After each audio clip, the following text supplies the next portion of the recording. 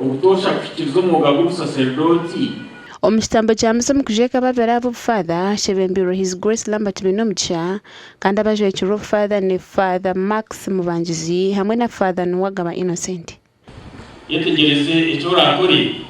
kuratira icyo urahonje kana amagara gawe ugakanse n'ibanga rimusharaba wa Mukama.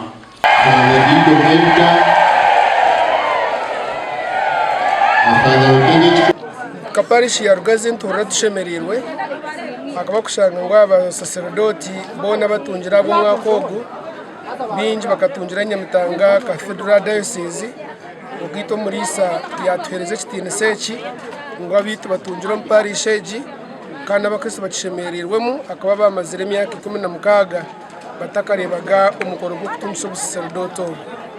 Amutuma gwanje nyino kushemerwa ko mani hakuba natunge echo ekinturani nyetenga kandi ndukushaba mukibase kwikirizo kasomero mu masomero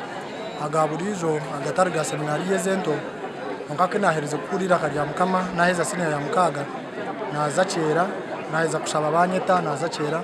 narugayo naza guru nashomye myaka 3 nazo mwaka go butumwa sentu mukasa seminari mushanga narugayo nona beningera kinyamasika seminari fotopoto ahimbire mazire myakena na wagita ahubwo akatano gwa covid okusya ubizoberi Mukama shaziremu bintu gisubwo busaserdoti ahaha Rugazi parish ningire din tutambuje kurunja munongo because mwawura ngwati parish ya Rugazi yaisha abasaserdoti 28 kuya yatandika kuya yabaho echo neshintu chahango munonga isimere ku bantu esimirana nk'abanyarubirizi nanga sik'abanyarugazi kandi kwa myangu aro parish ezine omuhendo kwa saserdoti ko omumeseji abanyamaka behanangirizibwo kufaha abana babo no kwetantara butabanko mu makagabo otakashwiro banzo kumanya umuntu waza kutasya na nawe mutasyo mumanye noha emitwarize yera buri kimwe cyona ino bwango twakuriremo tubumanye ikitweta weaknesses obasa kutara umuntu na weaknesses wa mukunze otari kwika hari umuntu kana kutanka kutera umuntu kumumaraho nari kumwita kumushara amaguru na nabacara bateke mwamano mukora munonga abo kubo gwiro bwinji obworo nakasente nibikira kureta ubutabanguruko mu maka cyo kintu kushaka no kugira ngo abazire mukuruza abantu mu dini tubakuze bine bicemerungu kandi mbagambere ngo orweto ro ya dini ningo busaserdoti nugo muhanda gwa kubasa kubaho okongera edini ya Yesu Kristo umubantu. Omugandi omulisa w'obulisa bwa Remienji Church of Uganda omugombora ya Rugano district ya Rampara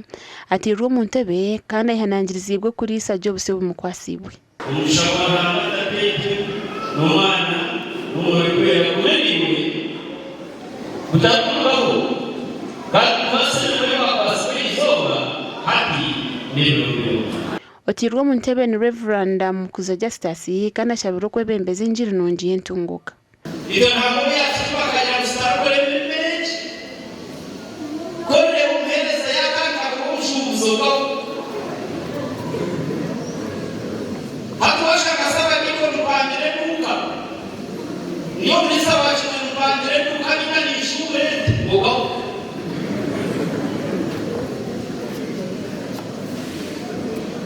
ito kanya mukoro murimo urisose kwa Kristo natso Reverend Mukuza simero kutebwa mu ntebe kandi yaganise gukora byo bujunanizi bwo bwamukwasubwa Nisi barange bikozwe ko kuboneze kanisa okukomeza muntu boneza entoke na ko kumeze zindi okuhangusa umwani okurangwa ka tempo mina kandi na no kugure motoka yo burisa ubwarwe miyeje berize rya Mukama kahimbisubwa untiza kwatanisa no mwahore utwato mu ntebe kureba ngo yaburura jenjiri ya Kristo akuba ncicitse kikuru munonga okuburira njiri kandi no kureta entunguka umburiso aburire njiri abantu bajunwa kandi twena twashemererwa twasima Mukama ahabwe shicyoncecho ahabwa TV West Susan Charsima na Onesmus Nyanabo.